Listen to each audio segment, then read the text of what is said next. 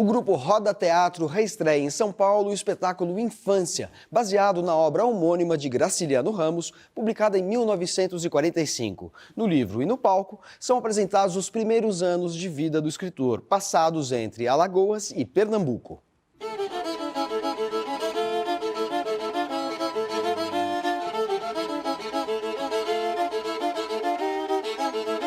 Por que escolher infância para dar origem a um espetáculo e como esse espetáculo acabou redundando nessa concepção cênica que tem a interação entre voz e instrumentos, entre música e literatura?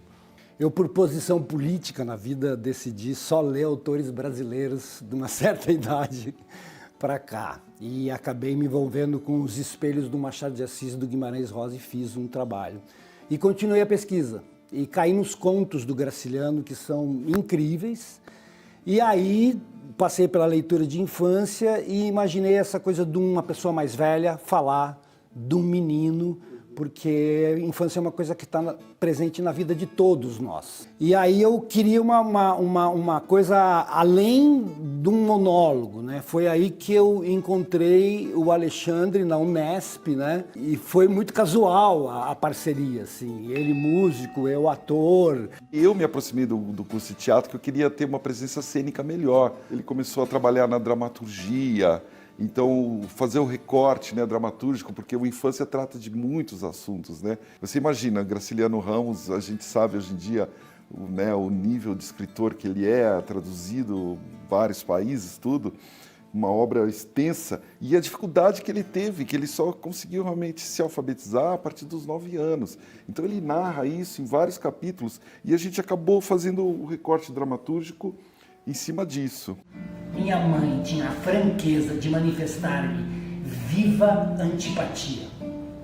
Tem uma questão da brasilidade na escolha do Infância, que é assim, somos um país que não consegue atingir um grau razoável de civilidade. E esse menino, para ele se tornar um cidadão, né, uma pessoa letrada, ele passa por uma dificuldade que acho que a maioria da população brasileira, dos cidadãos brasileiros, passam. E ele passa por uma exposição à violência muito grande. O período em que ele cresce é o final da escravidão e entre a passagem da monarquia para a república, que foi muito violento, e o período que ele foi escrito foi muito violento, que é a Segunda Guerra Mundial, o Estado Novo.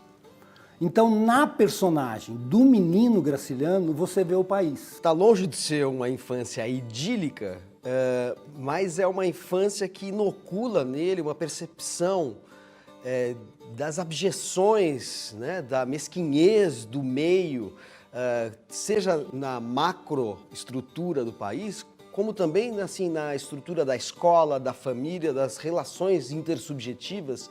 Tudo é muito violento e às vezes não é uma violência física, é uma violência simbólica. A imposição da autoridade, da justiça, da própria escrita como instrumento de dominação, né, que num primeiro momento é algo que o oprime, e depois ele se apossa desse instrumento para se tornar um escritor. E como que devolver para o mundo uma literatura igualmente ríspida que descreve essas violências que estão na realidade. Você pode ler o livro inteiro como trágico, mas ele tem uma epifania na qual ele transcende, né, esse universo tão adverso a ele, que coloca ele em confronto com a existência. E aí ele passa a ser um ser humano que se faz do mundo algo diferente que o mundo fez dele. A partir do momento que ele se apossa da palavra, o mundo dele muda. Mas até chegar lá é um longo trajeto, né? É um longo trajeto, e é um trajeto que a gente buscou fazer junto. O Ney me disse, não, eu quero viajar para lá. Eu falei, você vai? Ele falou, eu vou. Então eu vou junto. A gente vai ensaiar, a gente coloca tudo no meu carro, os instrumentos, o cenário. Você vê, esse é o nosso cenário. Isso aqui são sacas de café que a gente costurou para emular aquele chão de terra batida onde as pessoas eram criadas, né? Fomos direto para Pernambuco, Buíque, onde ele narra né, esse início todo de infância, né?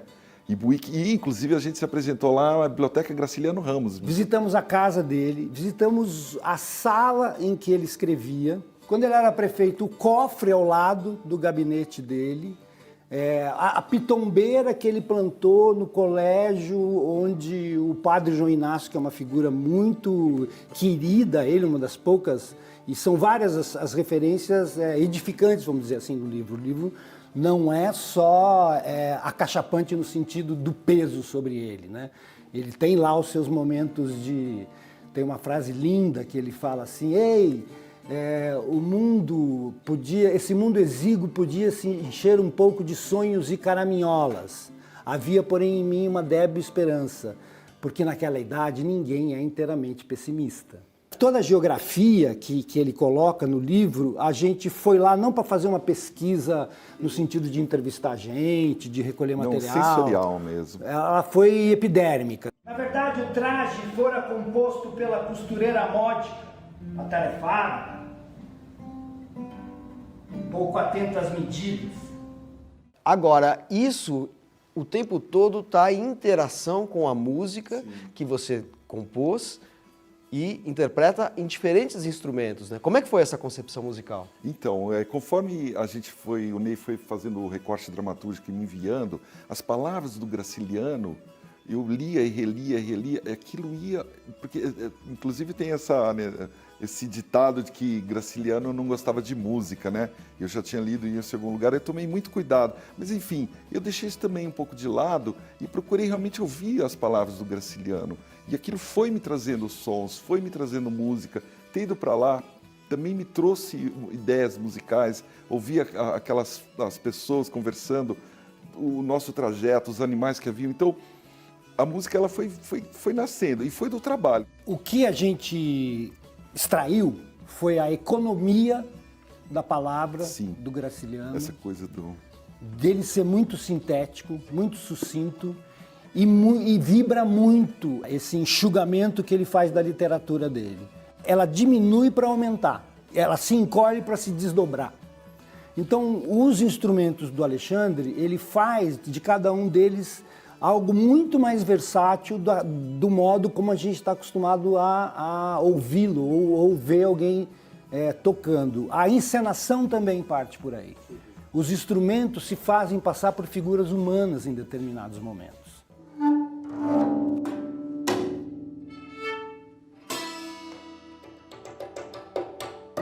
A cenografia cabe dentro de um carro, é tudo assim muito reduzido, mas é reduzido assim nesse sentido graciliano de ser mesmo, né? Na verdade, a gente tem uma joia aqui, uma pequena joia, assim como a palavra dele, né? Por isso que eu digo que foi trabalhando a palavra dele, um lendo para o outro, a gente ensaiando. O processo também tem a ver, acho que, com o modo como o Graciliano fez das letras vida. Porque a gente ensaiamos na sala da minha casa. Né? Caixotes e coisas de madeira eu encontrei no fundo da Barra Funda, num marceneiro que falou: eu não uso isso aqui, você pode levar. Né? Então a gente, através dos cacos desfeitos de uma bela escultura de vidro despedaçada, a gente foi recompondo de um outro modo o trabalho, que é muito simples, mas no qual a gente teve muito prazer em reinventar aquilo que nos chegava. A gente não tem uma nordestinização da peça. Eu não falo como se fala no Nordeste. Os instrumentos não têm a sonoridade, mas tem o eco, reverbera isso na própria palavra do Graciliano, e na musicalidade do Alê, ele tem uma memória longínqua dessa sonoridade. É como se a gente citasse isso. Porque é um livro e é uma literatura extremamente universal, apesar de estar localizado numa região muito específica que a gente conheceu com olhos esbugalhados, porque o sertão brasileiro, ele é um lugar onde a vida ela é dura, mas as pessoas têm os olhos muito abertos. Tentei imaginar livros. Queria vê-los. Terminar as férias e sonsas que me concediam. Sem dúvida estavam próximos.